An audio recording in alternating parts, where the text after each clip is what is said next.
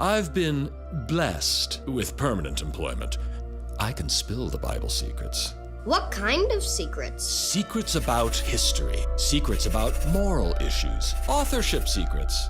Oh, and my biggest secrets of all are secrets about Jesus. Big secrets about Jesus? Secrets about Jesus? Secrets everyone at seminary knows and we don't. Hello everyone, and welcome back to Real Life Struggles.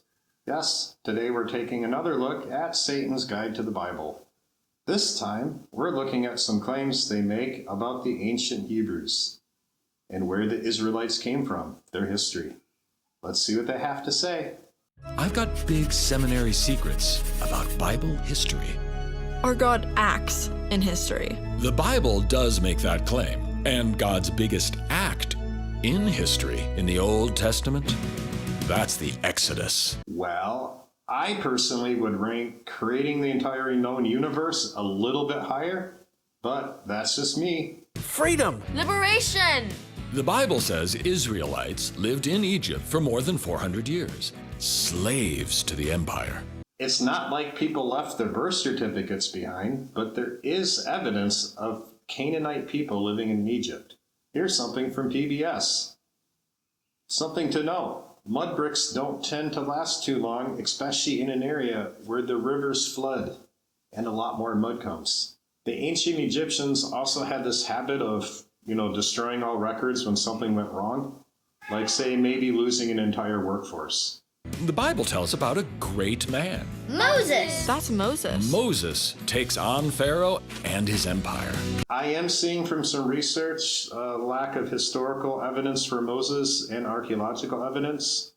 But once again, we have very little surviving written records from Egypt, and they like to destroy things when things went wrong. The Egyptian Pharaoh did not let go of Moses or his people. More than 2 million Israelites. Well, if you are the type of people that likes to enslave others, you tend to not want to let go of your slave workforce. So God intervened, attacking Egypt with 10 truly awful plagues. The last plague? Killing all firstborn children. Ouch. Listen to what the Bible says. And it came to pass that at midnight the Lord smote all the firstborn in the land of Egypt. Well, on the surface, this does seem a little bit extreme, but I'm also going to say we shouldn't apply the same standard to God as we would to a normal human. God's smoting gives the Israelites their chance to finally escape Egypt. Rise up! Get thee gone! For now. We out! But it wasn't long before Pharaoh sent his army to take back the Israelites. That is a pretty accurate retelling of the story. I wonder what they're going to get wrong later in the video. And now a reading from Dr. Hendel. As a story of deliverance from oppression, the birth of freedom, the Exodus story has served as a paradigm for over 2.5 millennia. Well, it is one of the more famous stories from the Bible. In fact, I would say it's one that even some non-Christians might be familiar with. They even made a movie about it. And it's the basis for a very important Jewish holiday, the Passover.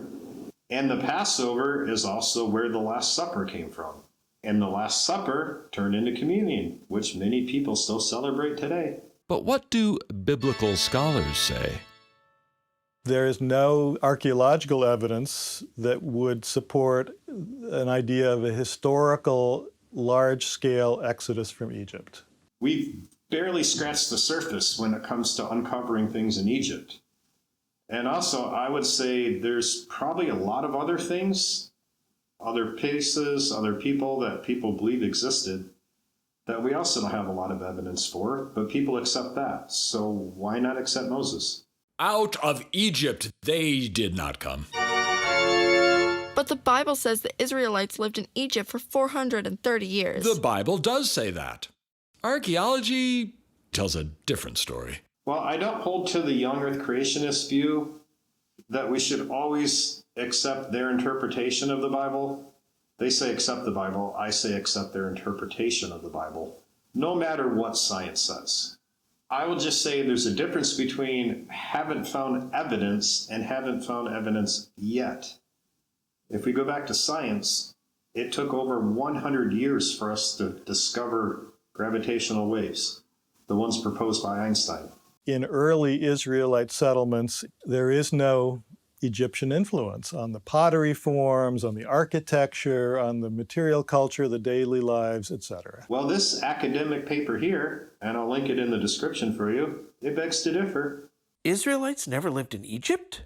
And if they never lived in Egypt, If not out of Egypt, where are the Israelites really from? the secret of Israelite origins, well, the answer to that secret is gonna cause some big problems for the Bible. A common theme in this video seems to be Satan makes a claim and everyone just should accept it's true without actually having any evidence or thinking about it too much. Everything I've said before I found just with a simple Google search.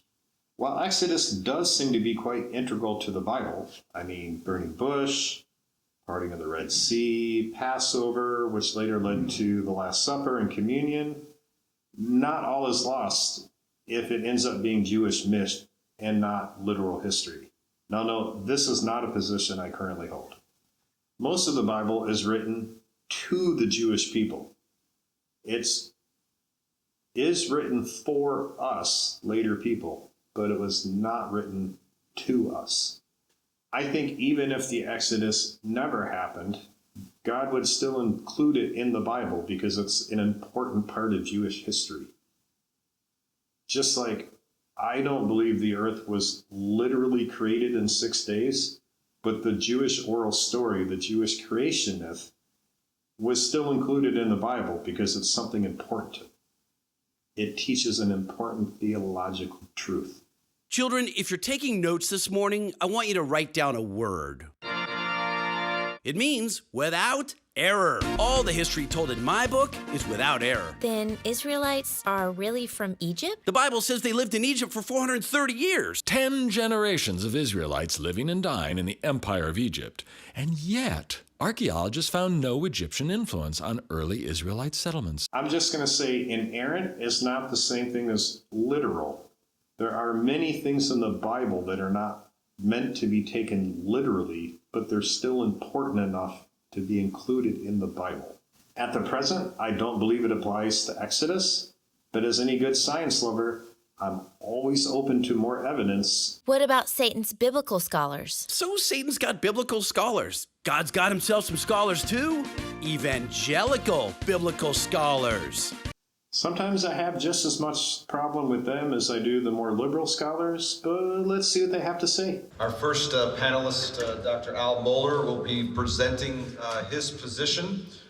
Classical inerrancy is necessary for evangelical integrity. No objections so far.